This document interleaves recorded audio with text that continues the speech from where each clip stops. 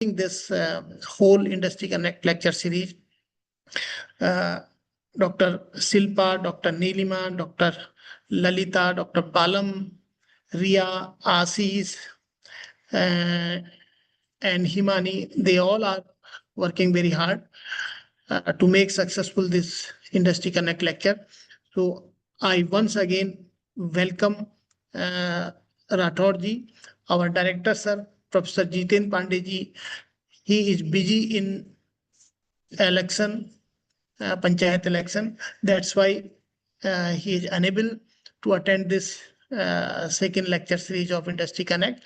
So I once again welcome all the participants and welcome our team and our resource person. Thank you very much. And over to Dr. Silpa. Good morning, everyone. Now I'm introducing Mr. Bhargav.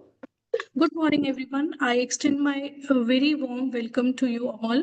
First of all, I would like to warm welcome our respected director, sir, Professor Dr. Jitendra Pandey, Program Coordinator, Professor Ashutosh, sir, all the esteemed faculty members and our learners. Thank you all. Thank you all for joining us today in Industry Connect program organized by School of CS and IT, Uttarakhand Open University. Now it's my pleasure to introduce our guest speaker, Mr. Bhargav Rathod. He is security analyst at Salesforce and work with cybersecurity incident response team, where he helps protect systems from cyber threats. Now, I would like to call Mr. Bhargav for delivering his lecture on this topic. Please, Mr. Bhargav. Oh, yes. Are you able to hear me properly? Yes, yes. Are we expecting more participants to join, or should I just continue? You just continue your lecture. Okay. Let me share my screen.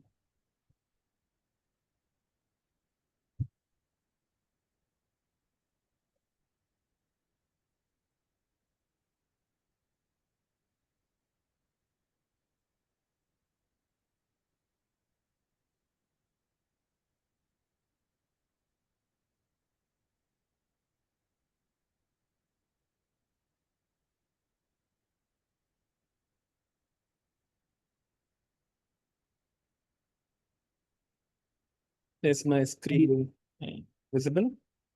Yes, sir.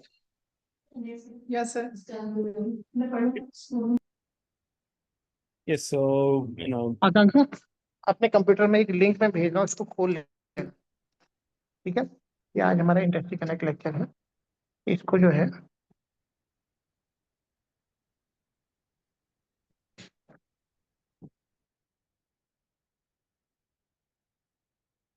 yes. Should I start, or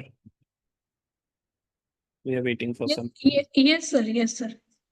Okay. So yes, today's topic is unique, I would say, and I was also a student. I still consider myself as a student, and as students, we are not told everything. That's what I've observed, and we are just taught theory very much, and the requirement for the industry is very different.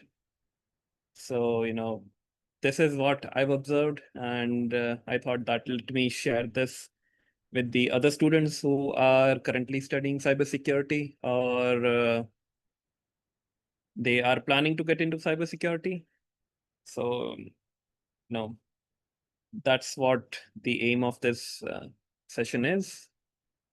So I was already introduced. I work at Salesforce as security analyst, and I'm also a organizing committee member for DFIWS APAC and USA conferences. This is one of the oldest security conference digital forensics conference in the world.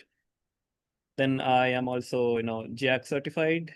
I spend a lot of time, reverse engineering malware and doing a lot of forensics, specifically Mac OS and Windows forensics.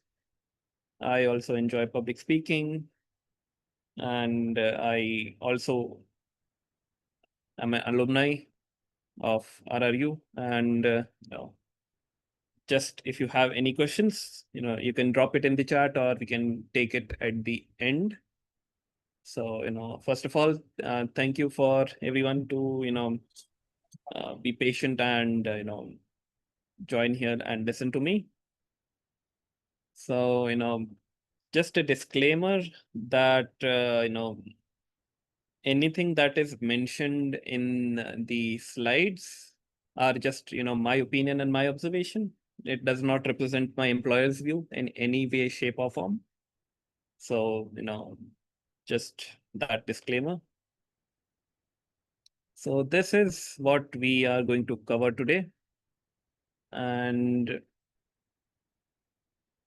I'll try not to, bore any one of you. You will learn some things which you are not supposed to, learn in the textbooks. It is not, told by anyone else. So yeah, let's get started. I cannot see anyone here, but can you just raise your hand if you don't have any technical degree or you don't come from a technical background? All the students from computer background. They Okay. are from MSc CS, IT, and computer science, BCA, DIT, DCA. All the students are from computer science background. Okay, that's good, I would say. Yes, so most of you might be in the general computer science, or someone might be doing some specialization. So, I'll just skip forward it. And this is the most common question that I am asked by, a lot of students and even the professionals that are working in the industry. So we will talk about this in detail in the later slides, that,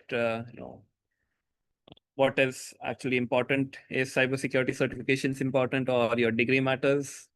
We'll discuss it in the later part. And I'll also skip this part, as you might already know coding, or if you even do not know coding, that is fine. So now, the first and the foremost, tip that I would like to give to the students is being persistence. I know the cybersecurity field is, evolving every day. One day you'll see some technology, and the second day you'll see another technology, and you will have to learn it. It's just not that you learned something from the textbooks or books in your curriculum, and that will be enough for you. Most of the textbooks are quite outdated. The market is changing with AI, MCP, and a lot of different other things. The second tip is you should use your social media wisely. By social media here, I mean LinkedIn, Twitter, or X, and not Instagram. Instagram is your entertainment social media. So if you want to be in cybersecurity, you have to use your, LinkedIn and Twitter more effectively. Some other forms are Mastodon, and other platforms are also available, but most of the people, you'll find it on LinkedIn and Twitter. Some of them will be writing their own blogs, or they will have their own Medium blogs. Then there will be some YouTube channels created by these kind of people, or professionals in the industry. Then the third is you have to get your hands dirty by doing everything hands-on. So, whatever you learn in your curriculum, in your, let's say, your fourth semester or whatever semester you are in, if you do not do it, practically, it's of no use in the industry. In the earlier days, it would have been, fine if you just learned theory. But nowadays, you have to do everything hands-on. You have to learn how it works, how to set it up, how to solve the errors, how to troubleshoot, and the other things, because these things come in very handy when you are entering into any of your corporate or government settings, or even if you are planning to start a startup or working in a startup. Then this is very commonly asked, what is the method that you tried to get to where you are right now? So I always tell all of them that there is no one method to achieve your success or your desired results. You have to try, you have to test, and you have to write it down, that what did you learn in the process. Let's say you try something and it did not work, you have to write it down, that what did not work and how did you actually solve it. So the next time if you are encountered with that, it becomes quite easy for you. Then this is a very, very important tip. I'm sure all of the students must be having their educational email addresses. So it would look like something like @youruniversity.edu.in or something like that. So this is very, very crucial for students. Use your email address till you have the access to it. Most of the time the universities will revoke these email access once you pass out of the or graduate from your course. So, and at some places they will not revoke your access, and you can still use it after your course or curriculum. So use this, because this is it's a easy access for you. If you put your email educational email address in requesting anything, you'll get it instantly, because students are meant to learn things, and the companies or corporates, they are always know encouraging students to test out their product, give them the feedback, or whatever you are planning to do. So you can use your educational email address. If you're ever asked to sign up for a tool that is paid in nature, just use your educational email address, and most of the time it will become free for you, or at least for 7 days or 15 days or 30 days you can use it for free. So that is your easy access. And the next point is, you should not hesitate to ask for help. Most of the students will be not knowing whom to reach out, how to reach out, or what to even ask. So this is what I also was suffering from when I was studying, that I had questions, but I did not reach out to the correct people for asking for help. So you should be doing this. You should be setting up regular one-on-ones. One-on-ones is nothing, it's just a regular meeting, maybe 15 minutes or 30 minutes. Just have a conversation with the person in industry, if he has some or time, because in cybersecurity it's a word of mouth. If I find some student who is really good at it, and if I recommend his or her name to some other, if just for an example, for my company, it would be taken as a priority because I'm recommending someone. So getting those connections and staying in touch with them helps you really. It might help you in landing a job, landing an internship. So always stay in touch with people. Just send LinkedIn requests to, the people that in the domain that you're interested in. So you have to be, engaging. You have to ask for feedback. It's not that, you just message someone and ask them, give me some feedback, how am I doing and whatnot. The person who you are reaching out to, he should be knowing you should be sharing your projects, that this is what I'm doing currently and I'm stuck here, or can you let me know your thoughts on this, how can I improve this, and all sorts of other things. So this is your chance to actually get noticed in the industry. This is a very common kind of mindset that people are having. Let's say, currently the trend is of AI and MCP and LLM models, different LLM models and whatnot. So, some of, not some, I would say most of the people will be like, I don't know how to do that, so I will not do that, which is very, very wrong. As a student and even as a professional, if you get into a job, you should not have this kind of mindset. It holds you back. So, your mindset should be this kind of, the second image that you see here, which means that you should be excited about learning new things which you do not know. Invest your time and learn those things, because if you do not learn it and you expect that you will be fine in the market, fine in doing your job, then you might face certain challenges, and someone who has learned those things, he might get a upper hand in this position or the situation. So you have to invest your time and learn new things every day.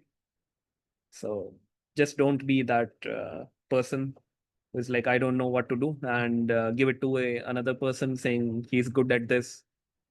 You should take that opportunity that if you do not know something, you should be learning it. And if you are a quick learner, let's say you learn it in a, just a week, and go back to that person that, yes, I know this, then it becomes quite helpful for you. Then, how do you stay updated? So, this is my way of staying updated. I'll listen to a lot of podcasts. Most of them are audio based podcast. I use, Apple's podcast, application, or you also can use, Google Music, which has podcasts in it. So in cybersecurity, I love these podcasts. So if you are interested, you should listen to these podcasts, because in these podcasts, uh, they invite some industry person who are actually working, and they will share their insights or reports on what they actually worked on, and how did they actually come up with that idea, or how did they deal with that situation. Most of them are actually discussed in these podcasts. So this is quite important if you are learning. This is just my way. Your may might be different, but I think podcast is like, I prefer, not to use the computer or mobile screen. Whenever I am not, you know, doing my day-to-day job or doing my work, I always prefer listening over watching something, just to reduce my screen time. So if you are that kind of person, take advantage of this kind of learning mechanism. So, the previous one, which you saw, is like a very, very generalized, and it is kind of mixed. The This one here, this month in forensics, is very, very, focused on forensics. Forensic focus, as name is for forensics. This is also for forensics, but the others are miscellaneous. They will have, cloud technology, threat intelligence, open source intelligence, and defender and attacker perspective. So if you are into your different domains, let's say pen testing, maybe GRC, or government risk and compliance, you might be in cybersecurity, you might be a blue teamer, you might be a red teamer. So you should listen to the domain specific podcast. So this is very, very ideal for a auditory learner like me. So if you are one of them, take advantage of this.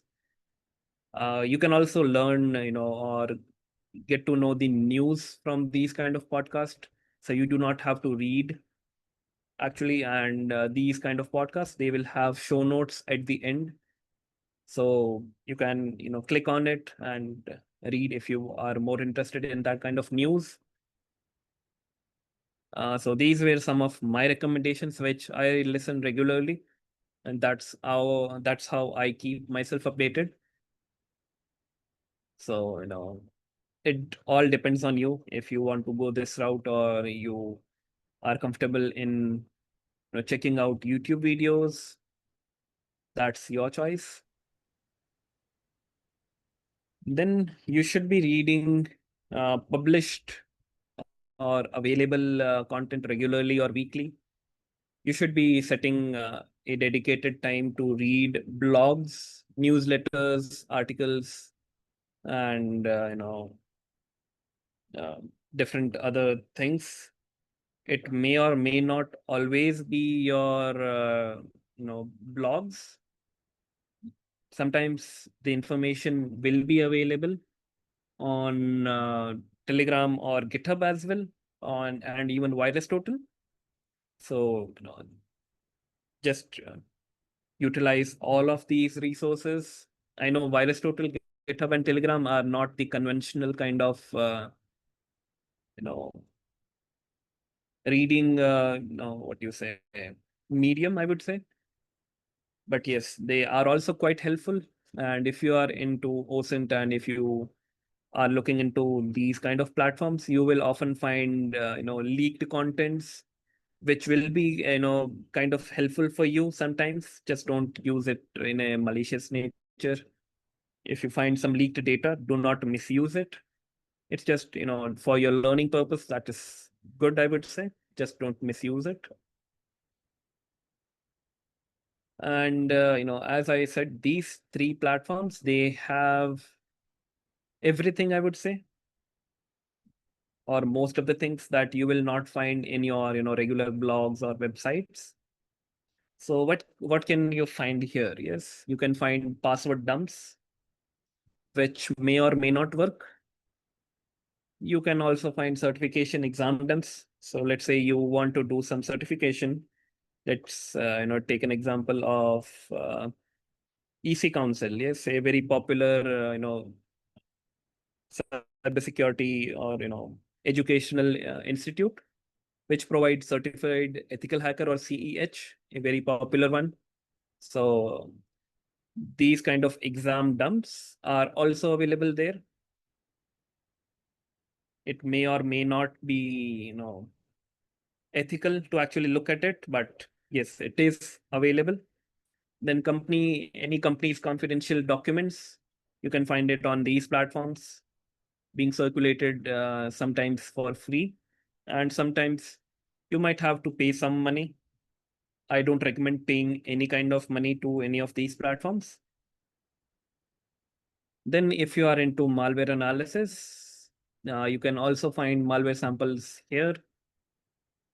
Then copyrighted book materials, or videos, movies, commercial tools, you can find anything and everything here. It is illegal, but yes, it is available. You should be knowing what is available. So this is just an insight into that. Then if you, let's say, if you want some contact information about a person, you can also find it here.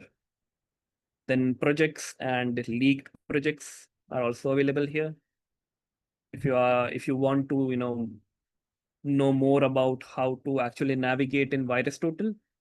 So VirusTotal is a enterprise tool As a student, you can register for a free account, and with a free account, you will have some limitations.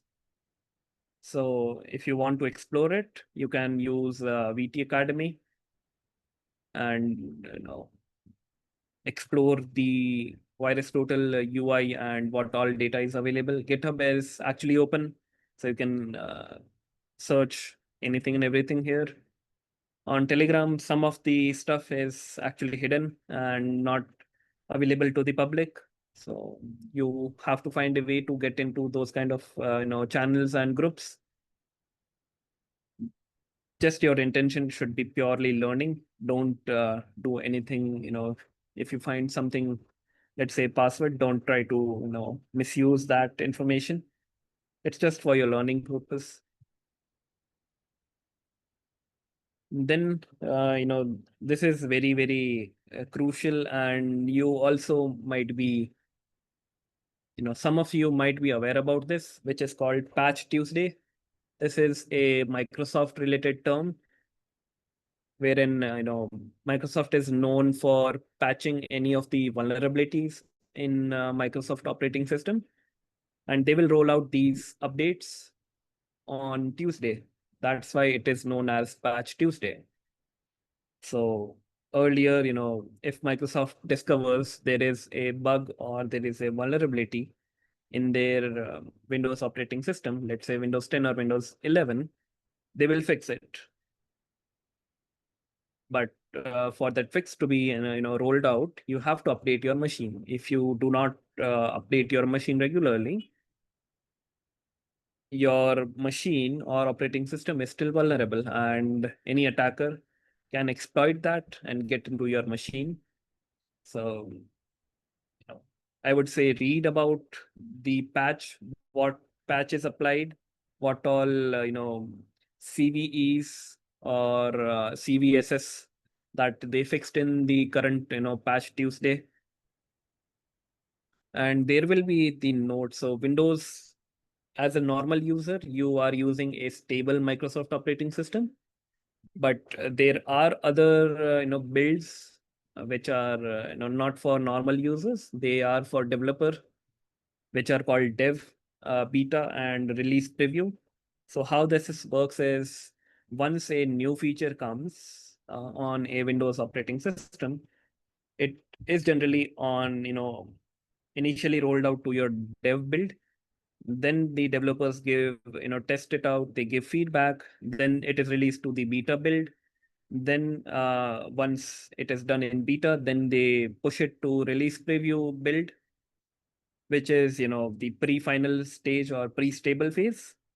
Then they are pushed to stable, and as a normal user, you are using stable, and you can update your machine and patch your system. So this is part of your Windows Insider program. So as most of the students are from cybersecurity, you must try this. Just don't try it on your personal machine. Always use a virtual machine to try out any of these builds, because they are highly unstable. It might crash your system. It might delete your data that is present on your personal machine. So just to be, cautious about it, try this in your virtual machine. Then comes we talked about Windows, and let's talk about Apple. So Apple has 6 different operating systems. Windows has just one. Apple has iOS, iPadOS, macOS, tvOS, and watchOS. And these also have developer and dev what do you say, builds similar to the Windows one, which we just saw it earlier. Also, if you have some of your device, don't do it on your personal device. Always do it on your virtual machines. Then if you are a Android user, Android also provides beta version of the operating system. And if you're testing a application, You have to enroll into the beta tester inside the Play Store. You can leave anytime that you want. And if you have some device, you can actually install the beta version. Currently, the Android 16 is in beta phase, which will be rolled out, I think, in a month or two. So if you are into beta testing, provide the feedback to these companies. You should have phones from one of these kind of vendors or manufacturers. So you can try out the latest features and give the feedback. This is how you actually build your profile. And sometimes these kind of companies, after you give feedback, they will send some kind of coupons or some kind of deals with you, or sometimes some swags, some bag, or watch, or that is called swags in the corporate terms. So you will get those kind of stuff if you are into all these kind of testing activity. Also, do not do it on your personal phones. If you have a test device, always do it on your test device. Then the most interesting and trending topic as of now, which is using AI or LLMs right now. So there are different kind of AI LLM models which are currently available, and most of the people will be quite familiar with ChatGPT. They might be using ChatGPT very, very frequently on their computers or even their mobile phones, because who does Google search nowadays? Yes, why not ask ChatGPT directly? But yes, it is advantageous, but you have to uh, what do you say? Verify the data that you are getting from these kind of LLM models. All of them are different. Gemini is from Google. Copilot is from Microsoft. ChatGPT is partly owned by Microsoft. And GitHub Copilot, it is specifically used for your writing code and deploying it on GitHub. So you can also write, if you're not a coder, if you're not good at coding, you can use these kind of ALLM models and write your own scripts. Of course, it will not give you a accurate code which will run. Just if you just copy paste it, it will not run. You have to do some modification. You have to test it, and then that code will be running. But yes, you can use this to your advantage. You might be using to your advantage, if I'm not wrong. Yes, so this is what I already told earlier, which is you should not entirely trust on these models. Sometimes they are hallucinating. It will give you some wrong details which do not exist. So what essentially happens is, if you ask ChatGPT that give me history about let's say history of Antarctica, it will go to the web. It will make a web request to your search engines or whatnot via APIs, and it will fetch those data and give you the results back. But sometimes what these models do is, if the information is not available, it will hallucinate and produce some wrong results. And that's a reason to actually not trust it entirely, because it hallucinates. Yes, this was announced very recently that if you have a student email address or educational email address, you can get Gemini for the entire year for free. So if you have this educational email address, go ahead and enroll in this offer. I think the last date to enroll was September 15. That's what I remember. So now just make use of this. This is provided free to you. Otherwise, you can see the cost. It is not free, but yes, if you want, it's quite helpful. It is very, very powerful, I would say. Then comes your GitHub. I don't know if any of you have your GitHub accounts, and if you're using GitHub for deploying your own scripts or projects.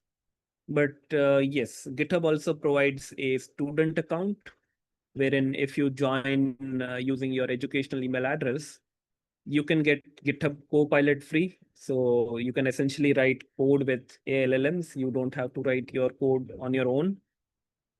And this is available to the students for free. So just go into GitHub Education and enroll into that using your educational email address, and you will get it for free. This does not have the limitation that you will be able to use it just for 1 month or 1 year. This is just lifetime access to this GitHub.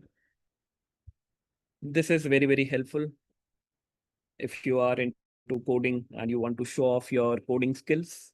This becomes very helpful, and you can also use it on your resume. Then comes the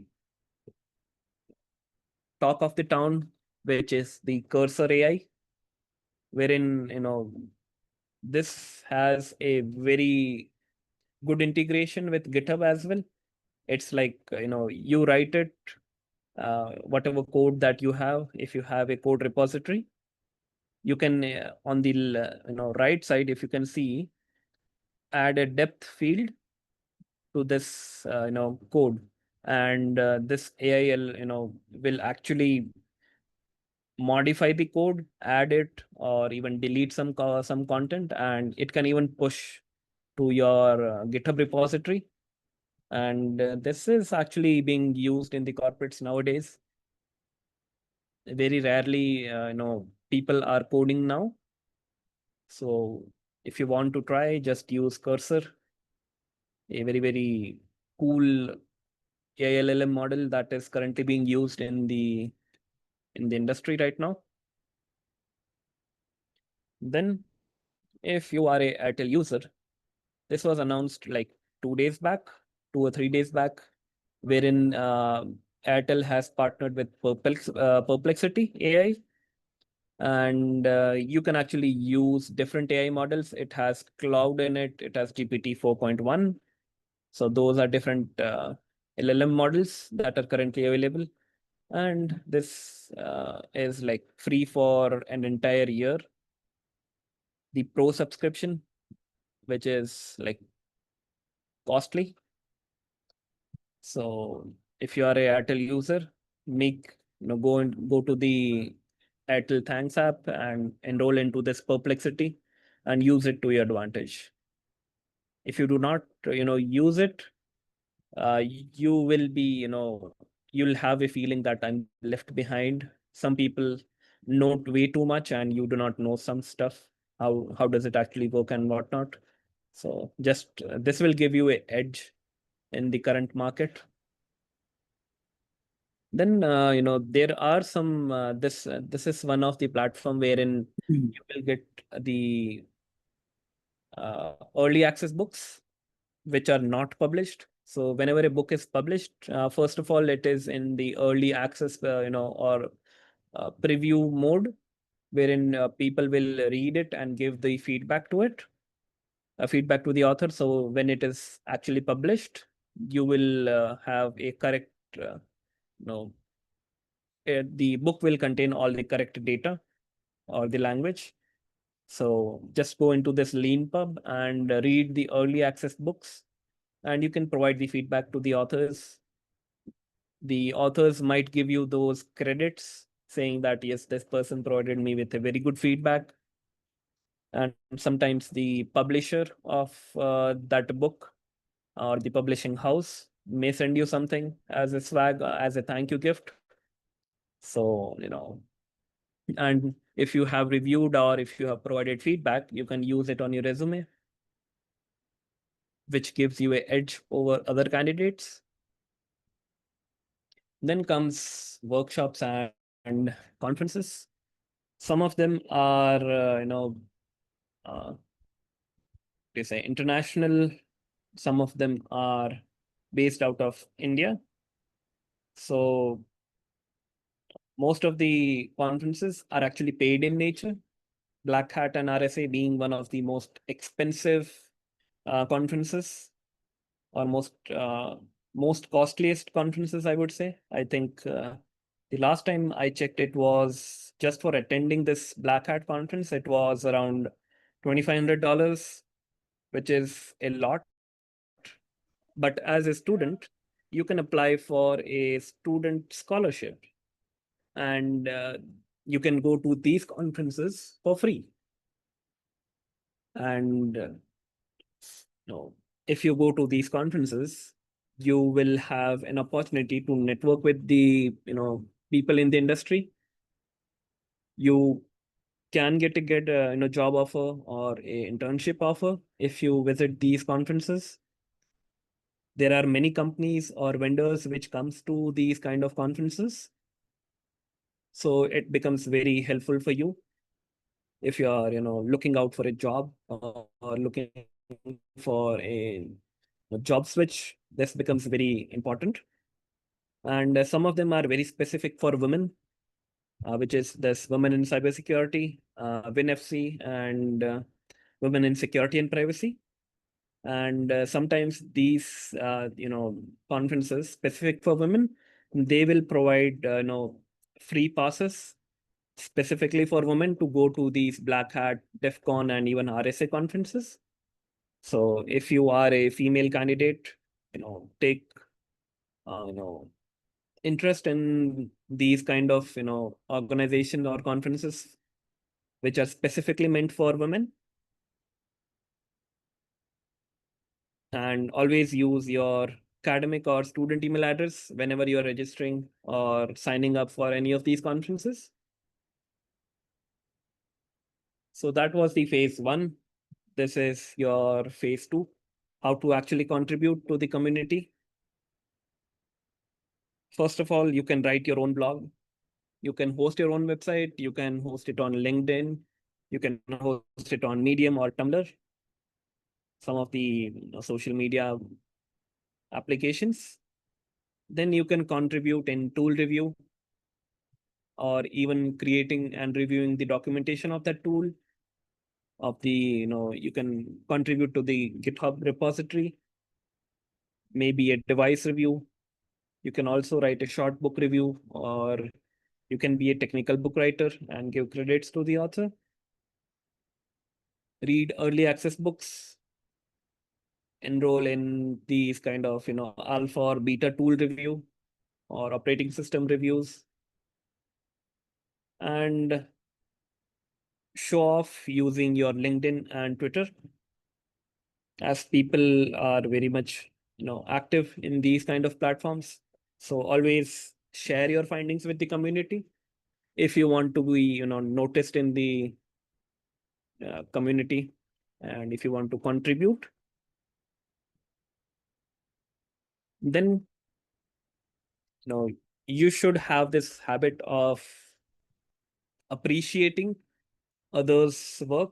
Like, let's say if any other person has posted on LinkedIn, or let's say Twitter, about some of the project that he or she has been working on, react to it, put a comment if you like it, saying that yes, this is a uh, fantastic project, and just share your insights or appreciate that person, because this will help you get in touch with the industry, and getting this will help you in getting noticed to the right or correct people.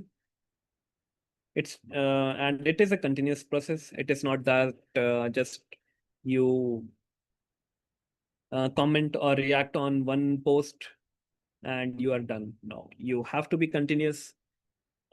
If you give the appreciation to others will also appreciate when you are posting your content or your findings.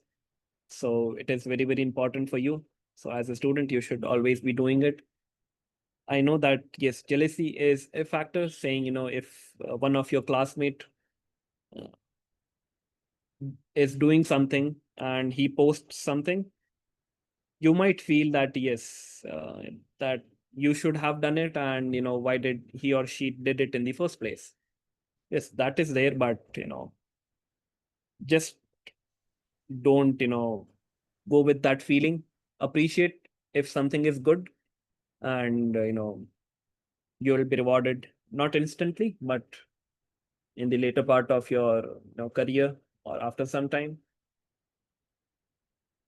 So how to be actually get noticed if you are working in the cybersecurity, or if you want to get started in the cybersecurity field?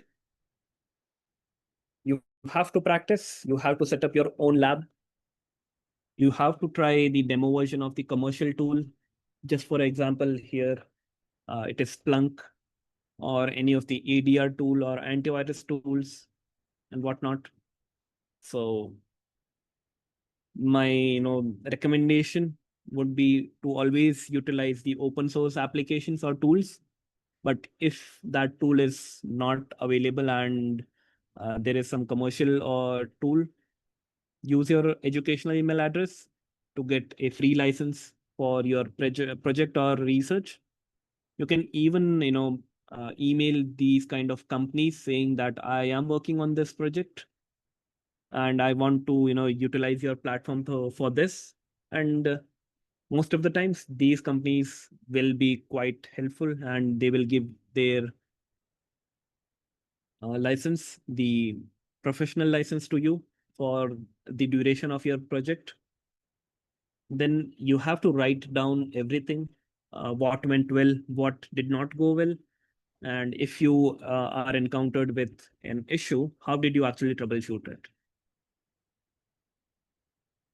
Then you have to talk about your findings, whatever that you tested, share it with your colleagues, or the professionals that are in the industry, or even academicians, sometimes your faculties as well. And if your let's just take an example, that if your faculty does not know that thing, he or she might redirect you to some person that might have a very good knowledge on that thing. So uh, just doing this stuff does not help, but actually talking about it makes that difference. And once you receive that feedback, you have to work on that feedback, incorporate that feedback into your project or whatever you're doing on. Then the last is optional, but I highly recommend it, that if you did something, go and present it at some of the local conferences. Prepare a draft. A call for paper is generally initiated by that conference. It may or may not be a research. It may be just a presentation on what you actually found out. So, submitting it and talking about it will get you more visibility, and you might end up getting a internship or a job very, very easily if you do this, the fourth step, or combine these all 1 to 4 steps. And it also will reflect on giving back to the community. This is what I'm doing currently. I love to talk to students, I love to give back to the community. So this also helps you in your speaker building profile. So you will be called to different events or conferences as a speaker. You'll be invited to those kind of conferences or places which other people are not invited to. So always contribute to the open source projects on GitHub, or whatever platform that is currently available. Write a guest blog post. Let's say if you do not have the actually money, because if you want to host your own blog, it will require you to spend some money. So if you do not want to do that, you can also write a guest blog post for other websites. So these are some of the examples: the Hacker News, Geek for Geeks. You can write content for them, and some of them will actually pay. If you write something for them, then you should be joining your domain specific communities. Let's say if you are into VAPT stuff, or if you are into red teaming or blue teaming, if you are into OSINT, you should be joining these kind of communities and help other people. These are some of the example, wherein you can actually contribute. If you are into bug bounty, yes, you can join HackerOne and other platforms as well. Then, earlier we talked about presenting at a conference, but volunteering at conferences and corporate events also makes a very, very, huge difference and impact. And, most of these conferences are run by the volunteers, and these volunteers are students like you and me. They are studying, BTech, or maybe, they might not even be from a technical background. They might be doing something non-technical, let's say BA in English or MA in English, but they have this enthusiasm for volunteering.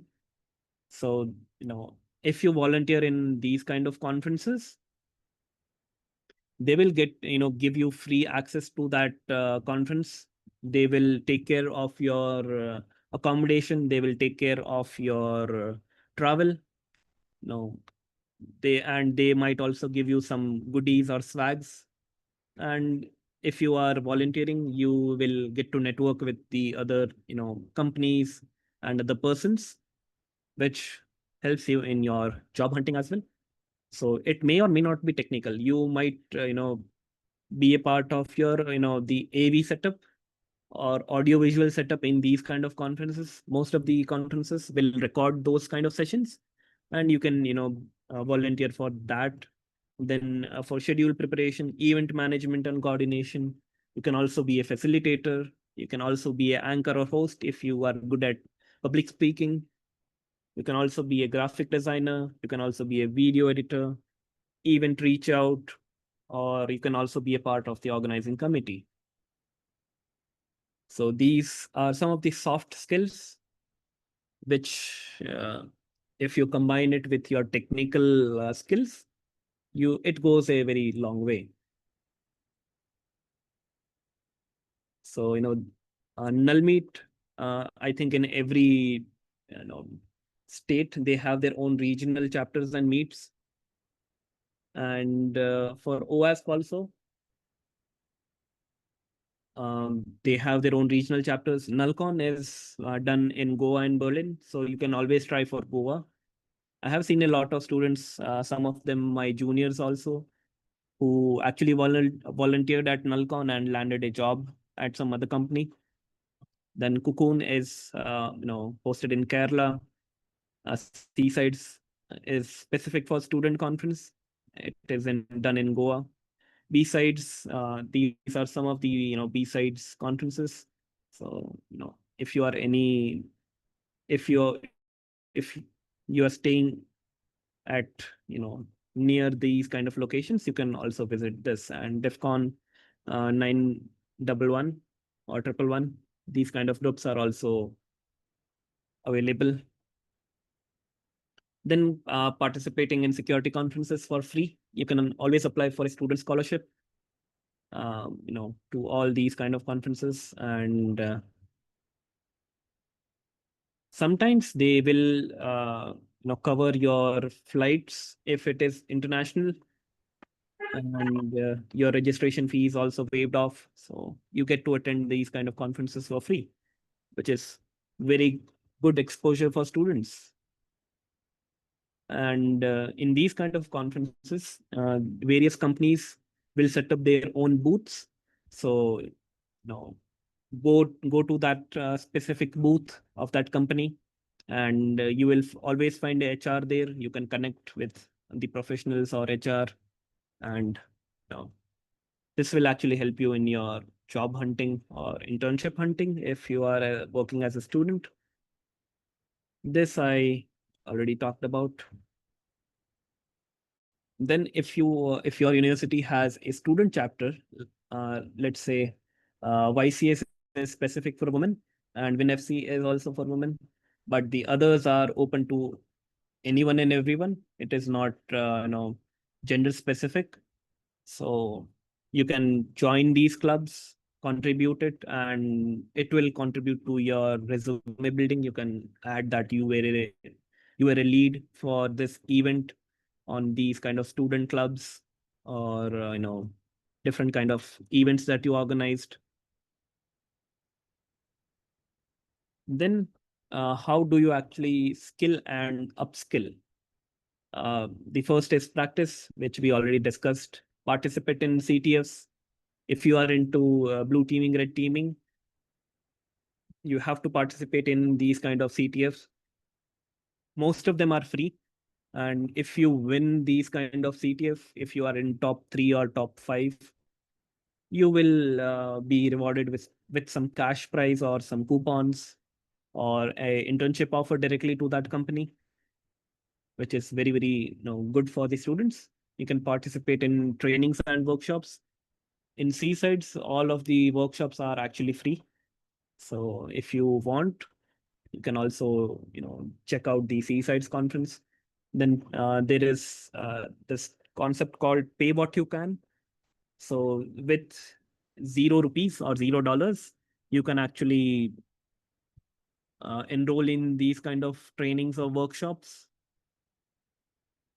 And these are some other examples wherein you can, as a student, you can get it for free.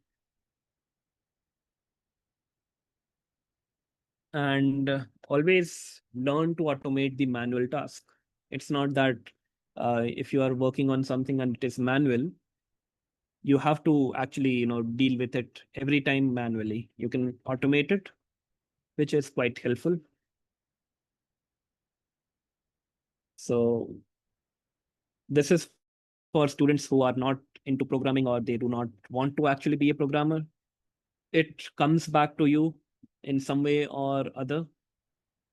The only advice is do not run away from it. Just deal with it. Now you have AI with you as a assistant.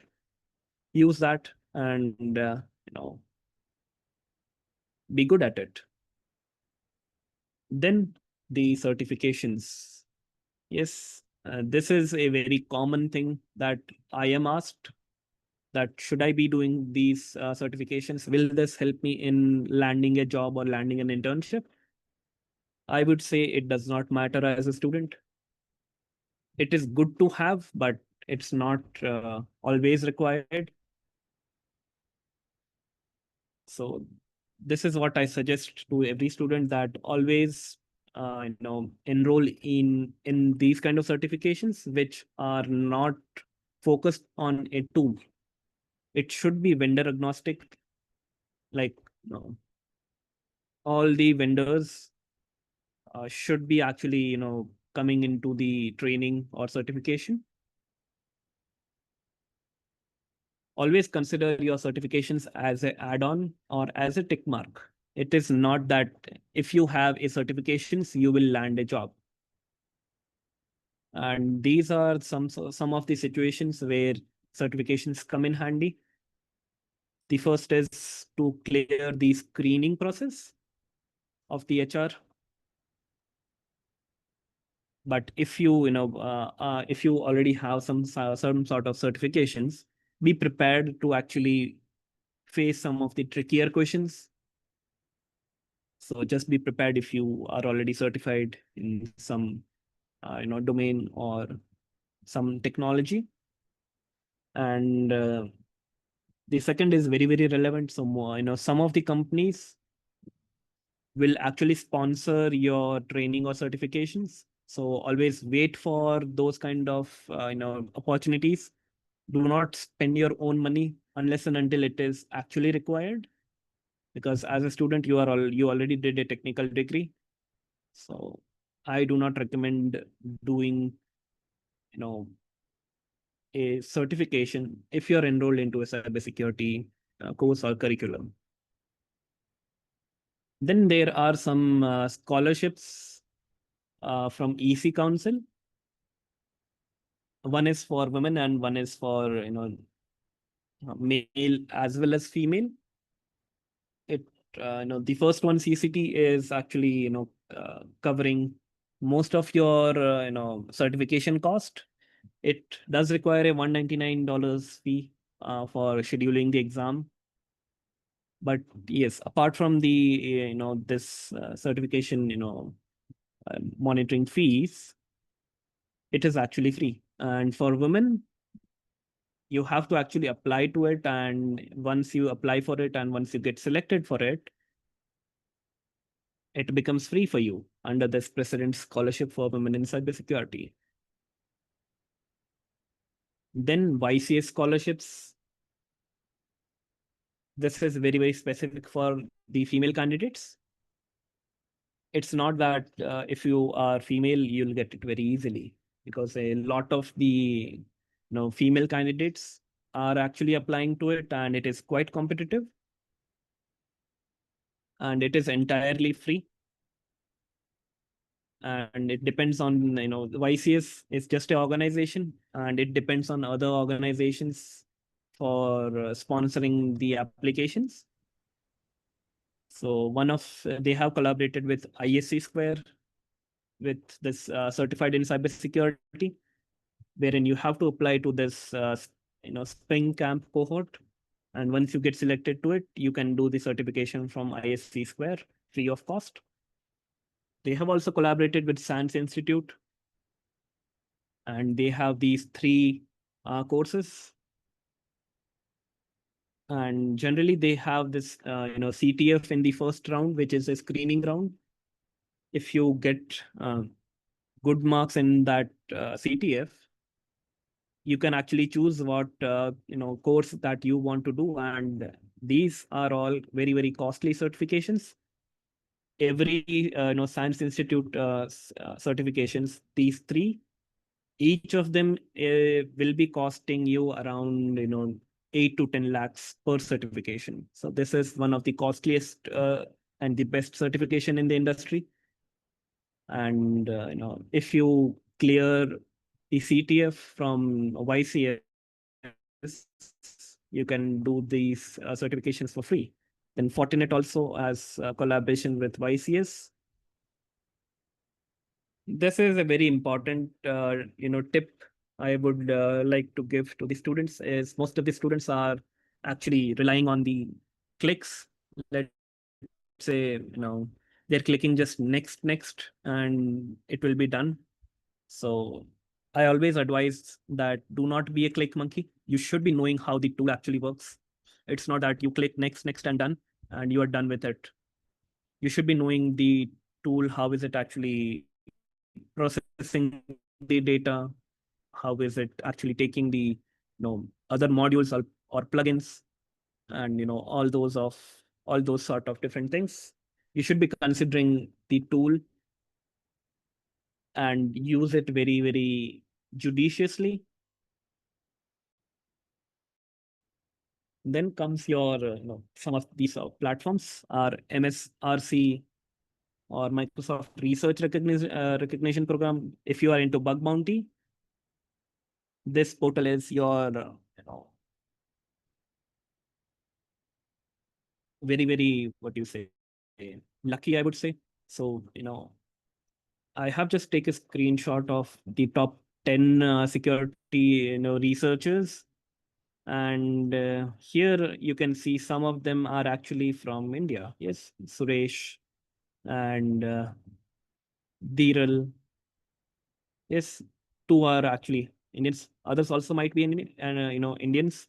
But once you get into these kind of leaderboard, you earn a lot of money just for reporting bugs to Microsoft.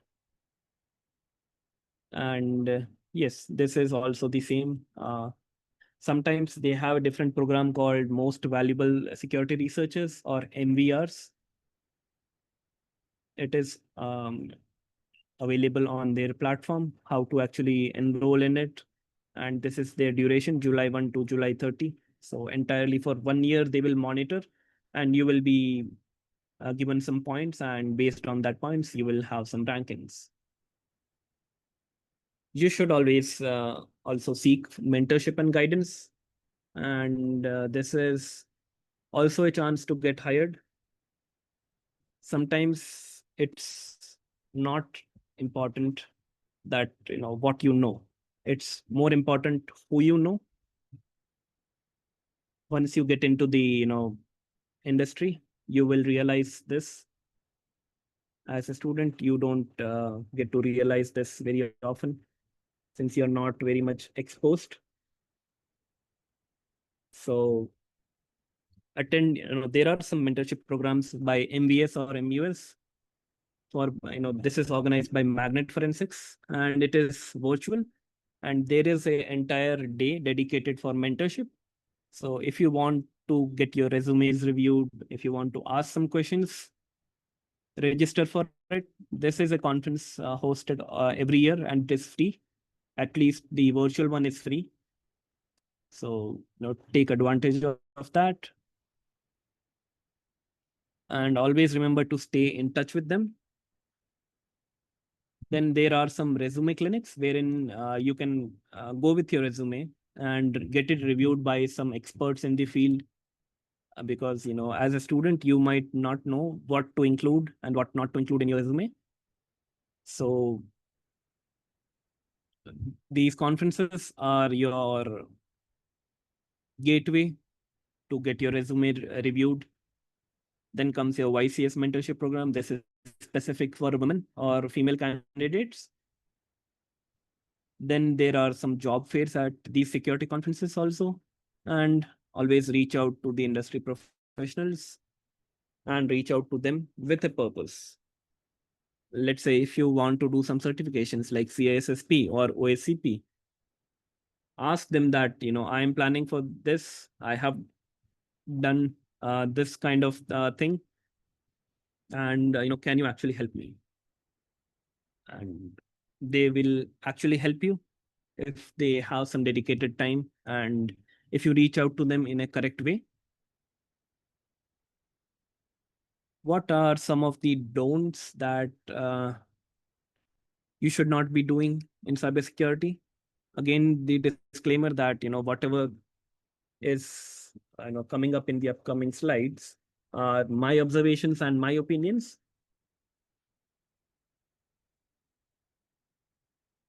The first thing is your hackathon. I am not very fond of hackathons. I feel like this is hackathons are a total waste of time. It has pros as well, but as is from a student's perspective, it is a waste of time. Why? Because it is actually a exploitation of the students. Hackathons are always they will always give you a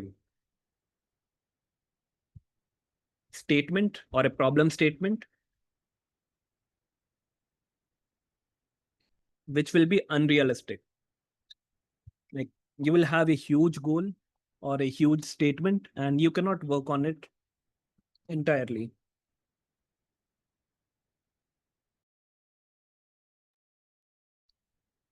Then it is time bound. Most of the hackathons are for 2 days, 3 days, or 4 days, wherein students are made to work entirely for those 2 or 3 days or 4 days without having proper sleep. So that's why I feel that it is a kind of exploitation. And in hackathons, you actually create your own IP or intellectual property. You create a project for someone else. It is not for you. Let's say a company or a government organization comes to you saying that I have this problem statement. So you are actually working on it and you are submitting your proposal or your proof of concept. So once you submit it, they will not give you any credits. and that company or organization may get a patent or a research paper on the work that you actually did, and you will have no right on the information that you actually handed to that organization. And sometimes what educational institutes do is uh, whatever that uh, student submitted in the hackathon, they will convert it into some of the research projects for their masters or PhD scholars. So essentially stealing your idea and giving it to some other person. And there is, I think that there is very little to no monetary benefit to you. Sometimes these organizers, they will give you a prize of 1 lakh or maybe 3 lakh or maybe 5 lakh, and it is actually divided amongst 3 or 4 students. Hackathon is always done in a group of students. You have to have a team of, let's say, 3 or 4 students. So let's say if you get the first prize and the first prize is of 1 lakh, it will be divided into 4 parts.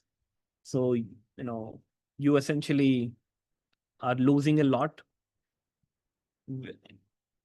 On the other side, if if that company actually hires you, you actually get a salary, every month salary. Yes, that is, I think, that's why I feel that this is a total waste of time.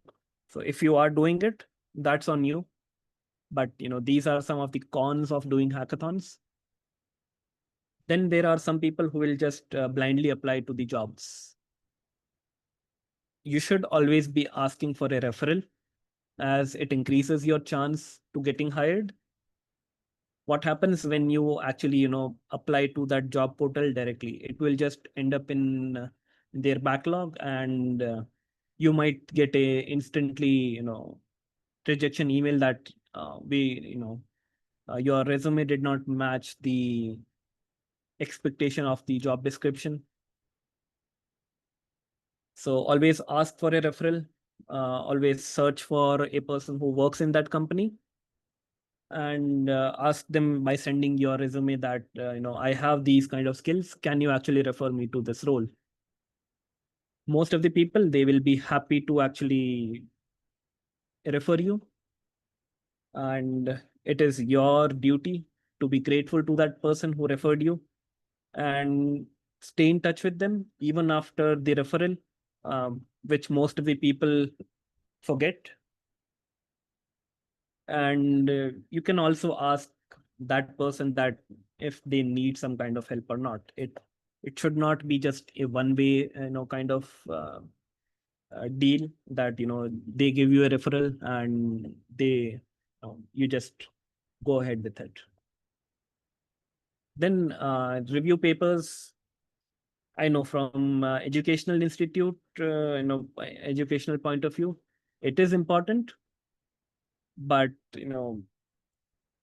instead of this, you should be actually writing a actual research paper, because reviews and book chapters are nothing but it's like a commentary that you make on other people's work or whatever has been done till now. It will help you in increasing your published article count, but apart from it, there is not much impact.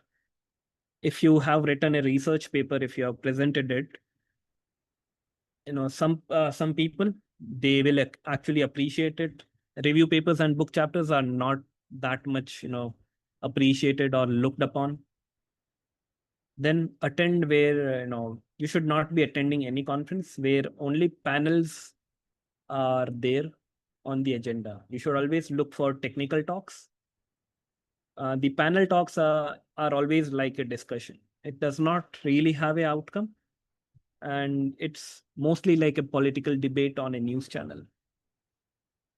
So if you are planning to attend a conference, you should always look for technical speakers. And then sharing your personal email and contact number on LinkedIn post as comments. Yes, you might be seeing on LinkedIn saying, I am hiring for this company. Comment interested or drop your contact details in the comment sections. And most of the people will actually do it. I have seen plenty of people doing it even now. Most of the times it is actually a scam.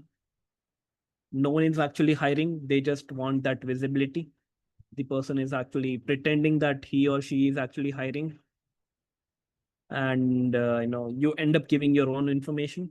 And if you put in your email address, if you put in your mobile address in LinkedIn publicly, you might start getting spam text messages or WhatsApp messages saying, do you want this job or not, which most of the times is not legitimate.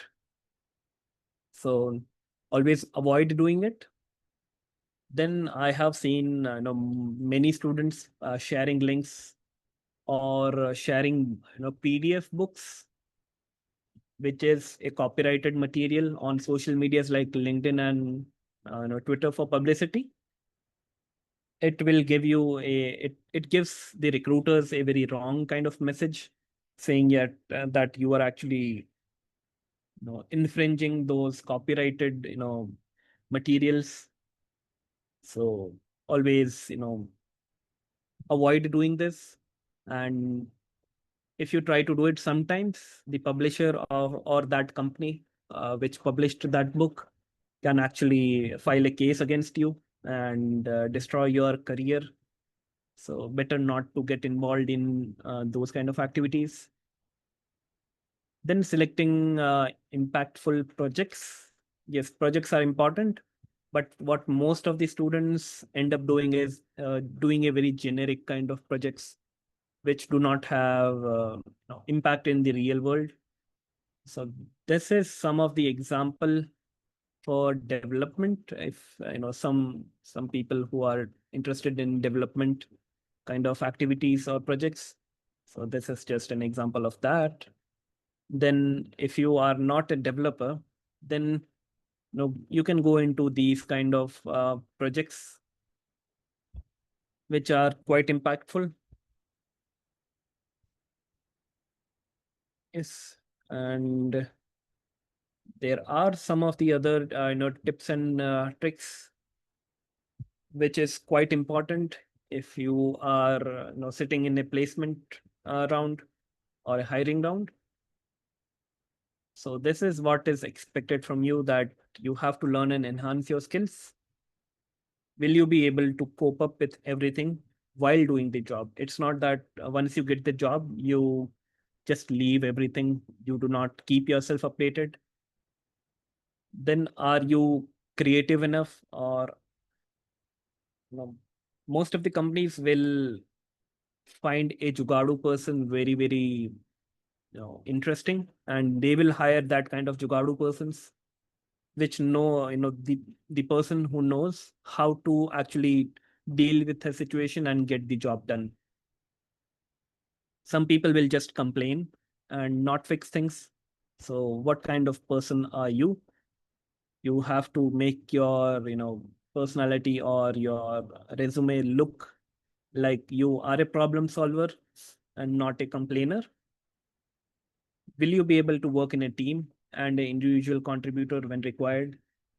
Most of the time you work with a team, and sometimes you are tasked to work alone. So can you wear both the hats and collaborate with other teams as well? Do you have visual good memory, or you have writing skills? Let's say if you can speak well but you cannot write well, it does not reflect good upon you. And do you actually stay updated? We already discussed about it. How well do you know the company before you are actually interviewing for that company? You should be knowing their business in and out. Then you should be strong with your foundations. You should be paying attention to the details, even smaller ones. Sometimes you will be given some task which has no, to-do list or no outcome, but you have to understand the context and you have to correlate that how does it tie to your role and what is the impact on the organization. Then this is the most important thing which the companies look is how much hands-on activity and time have you spent on. Did you just read the book or did you actually implement it in your personal machine, or did you set up your own lab or not? Can you multitask or not? Do you have some soft skills which we already talked about earlier? Are you good with the communication? Are you adaptable? Do you think critically? Can you lead a project? Those kind of things. This is one of the interesting post that I found, and in the industry, this is very common. People talk about it a lot, where people will put their or decorate their LinkedIn profile saying they are a CTF player, they are top 2 in try hack me, they are a pen tester, top 1% or top 2%. And when these kind of people are actually interviewed, they do not know the basics. So whatever you write here is actually not making sense. Top 1% in hack the box or top 2 in try hack me does not actually tell me that do you have the relevant skills or not.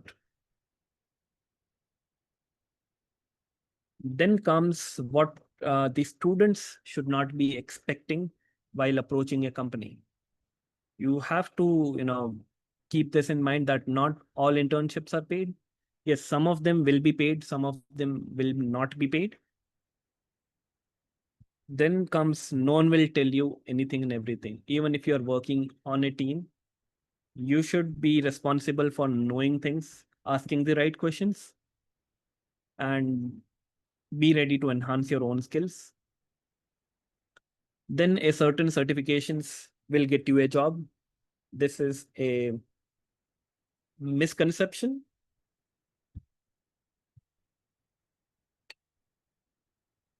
Certifications does not guarantee you that you will be hired. Then making your mindset about your own value, saying that I will only sit for a company which is offering me a CTC of, let's say, 20 lakhs. You should not have this kind of mindset while applying for a company. Yes, give the interviews, and if you have some skills, you can always reject the ones who are offering you a low compensation,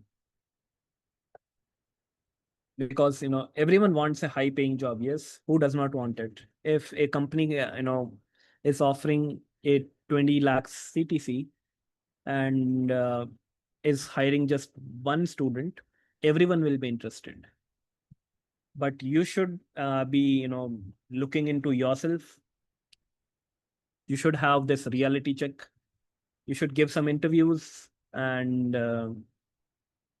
know that where are you currently standing and your expectations. So where you currently stand and your expectations are, they should be put in check. Then you should always be asking the HR or whoever the uh, is taking your interview for feedback. Most of the people, they do not really ask for any feedbacks. So you should always ask for your feedback and try to improve on that feedback so that you can perform better in the next interviews. Some of the tips for interviews: if you do not know what the interviewer asked, don't bluff.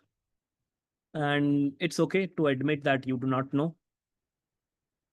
Then you have to be confident in your answers, because once you answer the question, the interviewer will test you with, are you sure? That kind of questions. If you are asked and if you fumble there, that no, not this, this is the answer, they just try to check your confidence, and if you change your answers there, it reflects bad on you. It will just give them this perception that you are not actually confident in what you're saying and what you know. And always approach the interviews as a conversation rather than an interview. You know, and do not mention everything in your resume, because some things you have to leave or you do not have to mention it on your resume, and those can be actually talked into the interviews, because you never know that if your interest is in something, the interviewer also might be interested in that thing. And you should also go with the resume that you submitted. Look for what you have written, and do not mention anything on your resume which you do not know or you did not do it practically. Most of the people will just write a list of tools that they used, or uh, they used once in their own curriculum, and they do not know the actual capability of that tool. You should always modify your resume according to the job description that you're applying for. And listening is very, very important. You should always listen to the interviewer or HR, and talk about the things which you have not mentioned in the resume. Let's say you are, for an example, you are good at doing some investigation or playing some kind of role play game. You can talk about it and see that is the interviewer actually interested in that or not. Sometimes that sparks a conversation, and it gives a very good kind of feedback on you. Then there are some other resources. If you are very new to the cybersecurity world, or if you are trying to enter into cybersecurity, attend this new to cyber science summit. It is held every year. I think this year's was done, but you can still see the recordings on YouTube. Then you can also do this SAN certifications. This is in collaboration with NASCOM and Future Skills. And it is like quite, affordable, because this Science Institute certifications are very, very costly. But for Indian students, they have collaborated and given you with a very attractive deal if you want. This covers your basics if you are really interested in. Then comes your references, what I've used, and that's it. Uh, no, thanks for listening to me, and I am open for questions now. Thank you, sir. If anyone wants to ask a question, please unmute yourself and ask the question. If anyone have any query, Yes, yes, sir. I want to ask something, sir. Just yes, a minute. please one by one. Hello. Actually, sir, Rohit, please I one don't by have. one. Can I start, ma'am? Just a Yes, minute. yes, yes. Ma'am, can you stop the recording first? Okay, sir. Yes, please ask the question. Yeah, sir. Actually, good afternoon, sir. First, actually, sir, I did not have any experience in IT field or any cybersecurity, but I am tried learning through this MSc IT course, and I am in first sem. So I am preparing for that, and I am just taking the Google Professional Certificate Cybersecurity from Coursera. So it can help me in that way to like proceeding with my field or like cybersecurity or IT support. So can I get into it easily after this certification? Um, Hello. where do you want to get in? In Yes. cybersecurity, sir, or like should I try first in IT, like IT support or any technician or any help desk support job, because I don't have any experience. And this course, this MSc IT, it will take 2 year to for complete me. Like, and this course will take 6 months only for Google support. I already have Google support certification from Coursera. Now I have applied for the Google cybersecurity professional certificate. Okay. It depends, actually on you, what you want to do. You can go for a, technical role or a non-technical role as well. First of all, I would, suggest you to, go with the internships, Okay, sir. maybe a 1 month internship. I am trying, sir. I have applied for so many internship also, but I'm not getting like answers. I'm not getting selected in any of them. And I have tried from Forage also. I ये have हो गया some ये काम simulation. Sorry, sir. Uh, I- The voice is breaking. Actually, I have some experience in from yes. Forage. I get some hands-on So, experience how these things work. my, su- Your voice is not clear, sir. Network, some suggestion, network problem.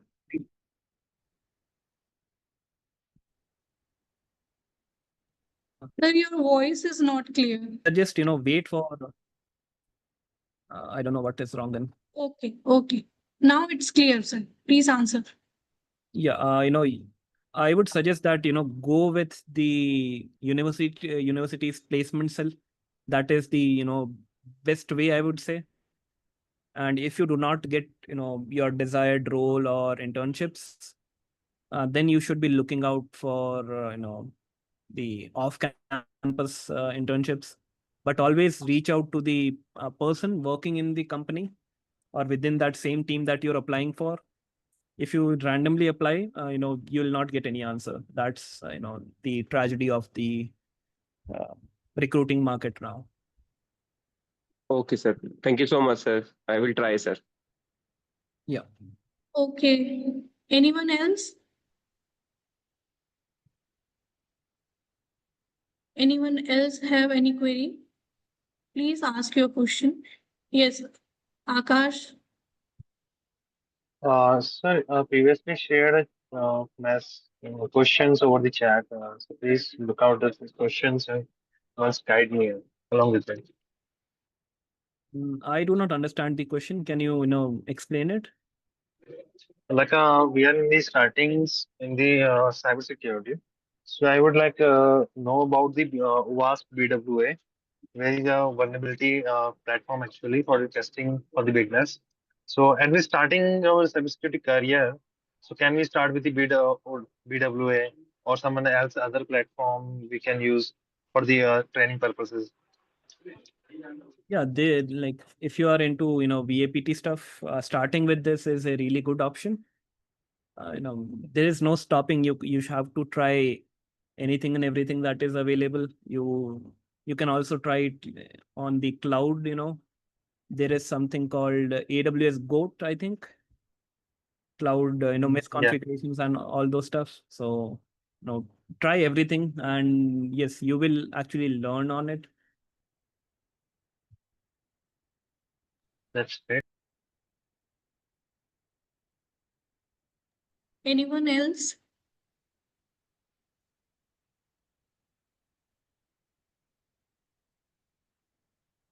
Anyone else have any Sir, question? I have one more question. I have one more Yes, question. Akash.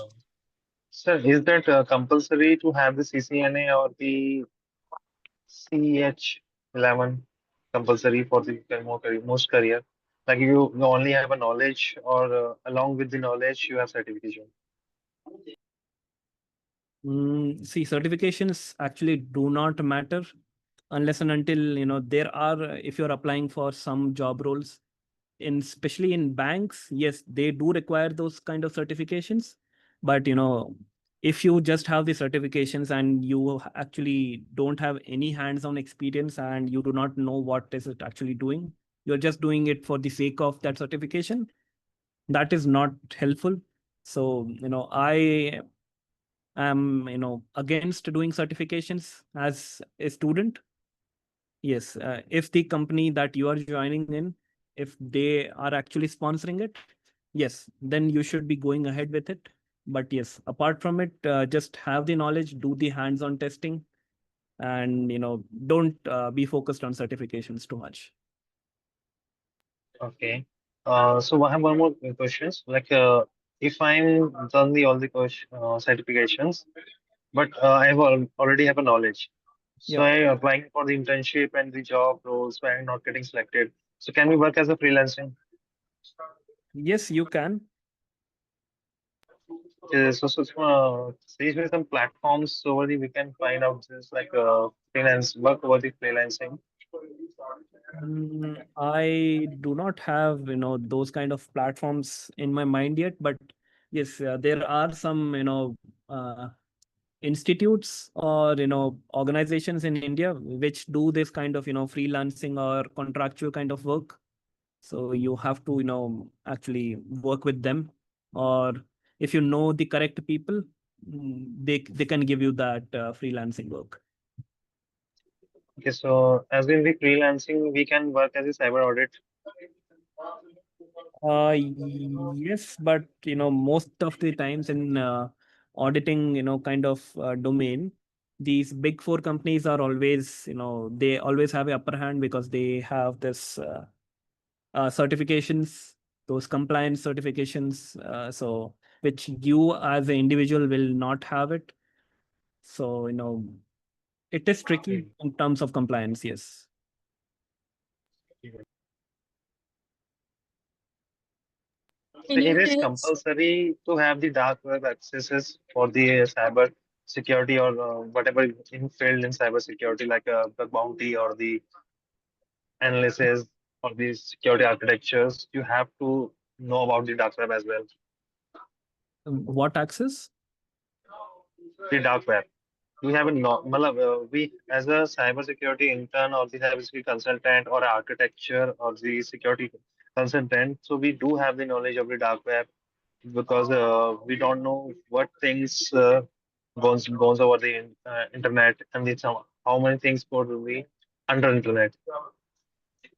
It is not actually necessary unless and until it is your, a skill, or it is your, what do you say, bread and butter, I would say. If you are working specifically on those kind of domains, collecting information from dark web and giving it to some other vendor, or if you're dealing with that stuff, yes, it is required. But yeah, apart from it, you don't actually need it.